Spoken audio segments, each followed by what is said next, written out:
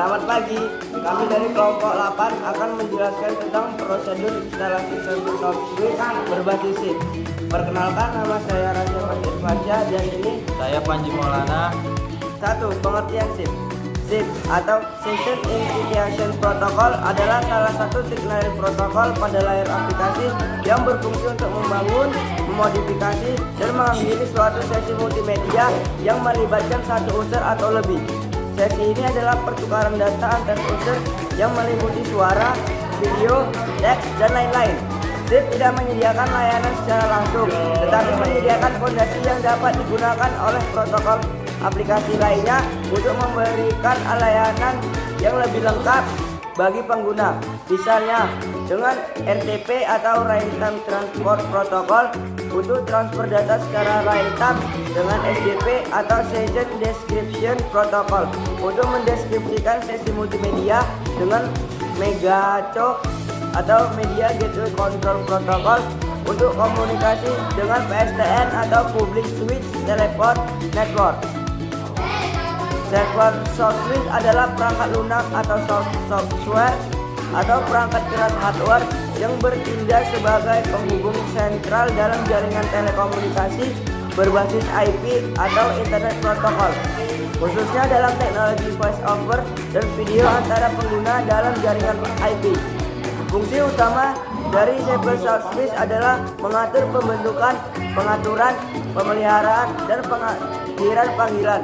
Ini mencakup banyak aspek dalam proses komunikasi, termasuk 2. Instalasi server software berbasis SIP. Pertama adalah menghubungkan proxy dengan PBX sistem existing sebagai gateway ke PSTN untuk menghubungkan dari IP network ke PSTN. SIP proxy akan meroutingkan seluruh panggilan dari panggilan VoIP ke PSTN.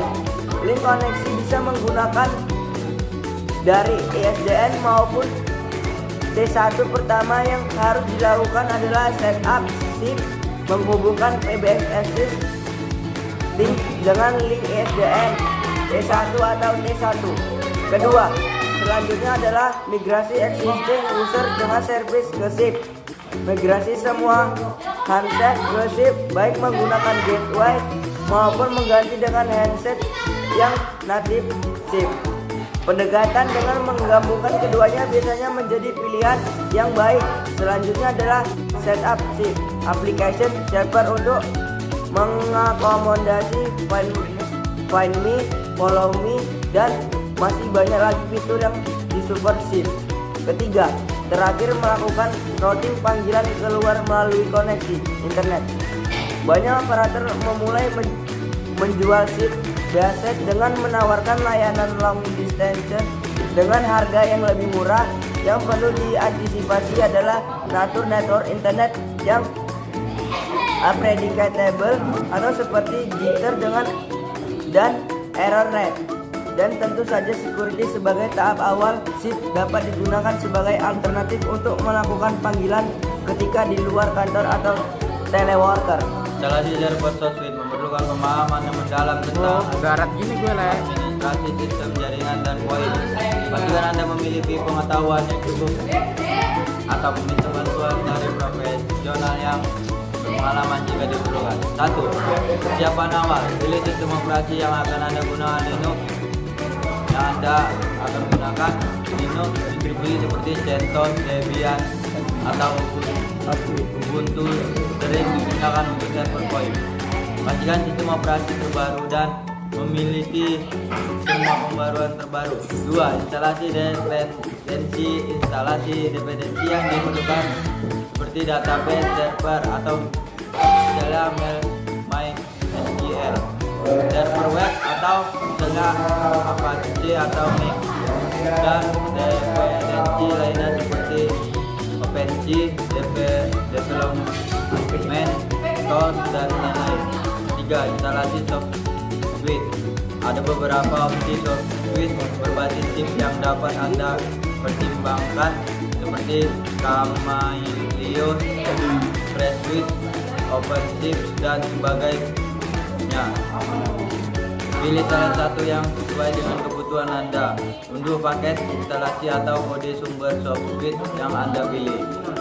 4. 4. Konfigurasi server SoftSuite. Baca dokumentasi resmi SoftSuite yang Anda pilih dan ikuti langkah-langkah konfigurasi yang disarankan.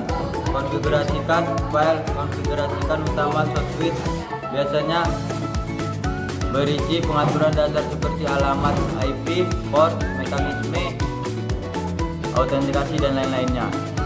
5. Konfigurasi database.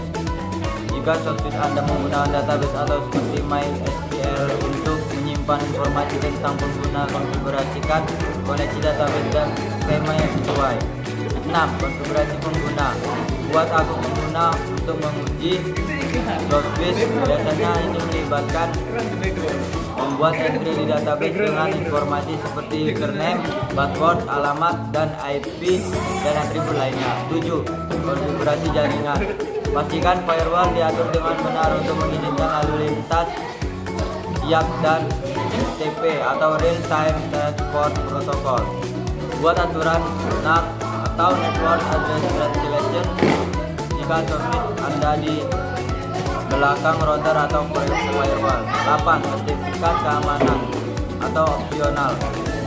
Untuk keamanan komunikasi pertimbangan untuk menginstal sertifikat SSL atau TLS di server Anda. 9. Uji coba dan penyesuaian.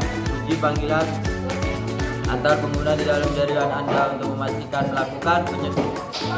memastikan SoftSuite berfungsi dengan baik. Lakukan penyesuaian konfigurasi jika diperlukan berdasarkan hasil pengujian. 10. Optimasi dan keamanan lanjutan.